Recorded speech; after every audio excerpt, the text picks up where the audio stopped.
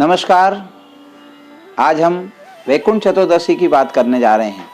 धर्म और आध्यात्मिक दृष्टि से अगर हम बात करें, कार्तिक शुक्ल चतुर्दशी यानी वैकुंठ चतुर्दशी कहलाती है। इस दिन जो व्यक्ति पुण्य करता है, धर्म करता है, कर्म करता है या देवताओं की पूजन करता है, किया हुआ संचित कर्म सीधे वैकुंठ के मार्ग को प्रशस्त करता है, इसलिए इसको वैकुंठ चतुर्दशी कहा जाता है। दूसरा कारण इसका ये भी है कि इस दिन हरिहर का मिलन होता है। ऐसा कहते हैं कि जिस प्रकार से चतुर्मास में भगवान शंकर ने सत्ता जो प्राप्त की थी, वो सत्ता का हस्तांतरण भगवान विष्णु को किया जाता है, तो इसलिए वैकुंठ चतुर्दशी का महत्व बढ़ जाता है। दूसरी तरफ अगर हम धार्मिक मान्यता की बात करें, महाभारत काल में भी अगर हम इसका विश्लेषण करें तो भगवान कृष्ण ने इसी दिन सभी दिवंगत आत्माओं के लिए, जो महाभारत कालीन युद्ध में जो शहीद हुए थे, जो मृत्यु को प्राप्त हुए थे, उनको उचित स्थान दिलाने के लिए भगवान कृष्ण ने उस दिन तर्पण और श्राद्ध का महत्व बताया था कि इस दिन श्राद्ध करने से अनेकों गुना फल मिलता है और श्राद्ध इस दिन किया जाए, वैकुंठ चतुर्दशी के दिन श्राद्ध या तर्पण किया जाए तो पितरों को दिव्य मोक्ष की प्राप्ति होती है, पितरों को उचित स्थान प्राप्त होता है। धार्मिक मान्यता की दृष्टि से हम बात करें तो इस दिन जो भी व्यक्ति सहस्त्र कमल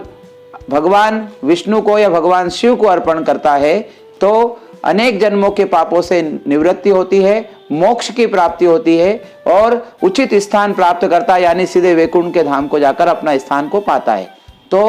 वैकुंठ चतुर्दशी के दिन एक मान्यता और भी है कि इस दिन हरिहर मिलन होता है और हरिहर मिलन में भगवान विष्णु को बिल्व पत्र चढ़ता है और भगवान शिव को तुलसी की मंजरी अर्पण की जाती है। अब एक आम आदमी वैकुंठ चतुर्दशी के दिन कैसे पूजा करे या किस प्रकार भगवान की भक्ति या आराधना करे कि वैकुंठ चतुर्दशी का महत्व प्रतिपादित हो या उसको धर्म या अर्थ की प्राप्ति हो, तो वैकुंठ चतुर्दशी के दिन भगवान विष्णु को एक जगह बिठा ले और एक जगह शिवलिंग रख ले, दोनों को पास पास में बिठा करके भगवान विष्णु और शिव का पंचोपचार, दशोपचार या षोडशोपचार जिस विधि से पूजा कर सकते हैं वो पूजन करें। उसके बाद गंध, अक्षत, पुष्प, धूप, दीप, नैवेद्य उनको अर्पण करें और उसके साथ में भगवान विष्णु को बिल्व पत्र चढ़ाएं और भगवान शिव को तुलसी की मंजरी अर्पण करें। चाहे तो दोनों को आमने सामने भी बिठा सकते हैं, क्योंकि ऐसा मानते हैं कि वैकुंठ चतुर्दशी यानी हरिहर का मिलन, हरि और हर का मिलन होना, और इनको जो प्रिय चीज है उनको चढ़ाई जाए और उनकी प्रिय चीज उनको चढ़ाई जाए। सत्ता का हस्तांतरण सौंपना, सत्ता, संसार की सत्ता भगवान विष्णु को सौंपना, इस प्रकार से चतुर्मास से चली आ रही धर्म अनुष्ठान की जो प्रक्रिया यहाँ पर पूर्ण होती है और देव उठने के बाद जो ये चतुर्दशी आती है उस दिन भगवान विष्णु सत्ता प्राप्त करते हैं संसार की, और इस तरह से वैकुंठ चतुर्दशी दिव्य पूर्ण कारक माना जाता है। वैकुंठ चतुर्दशी का एक और महत्व शास्त्रों में वर्णित है। जैसे हम बात करते हैं कि भगवान हरि यानी विष्णु और हर मतलब भगवान शंकर, तो ऐसा मानते हैं कि हरिहर मिलन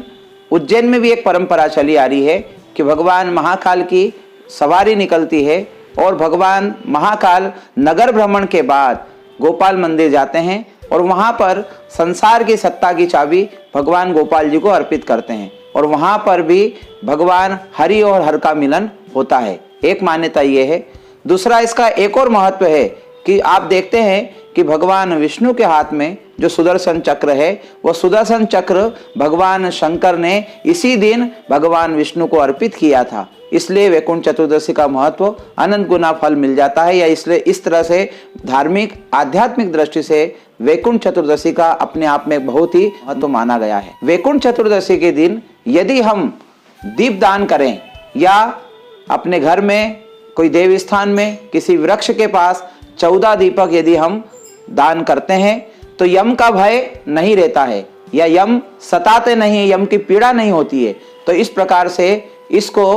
वैकुंठ चतुर्दशी को, चतुर्दशी यानी पितरों के लिए भी होती है, चतुर्दशी यानी कि कष्टों के निवारण के लिए होती है। तो इस दिन यदि दीपदान किया जाए तो वैकुंठ में वास होता है या वैकुंठ की प्राप्ति होती है। तो इस प्रकार से धर्म और आध्यात्मिक दृष्टि से वैकुंठ चतुर्दशी का जो पर्व है अपने आप में अनूठा पर्व है। इस दिन किया गया धर्म कर्म जो भी किया जाए वो संचित होता है और व्यक्ति को मोक्ष की प्राप्ति होती है या वैकुंठ धाम की प्राप्ति होती है। धन्यवाद।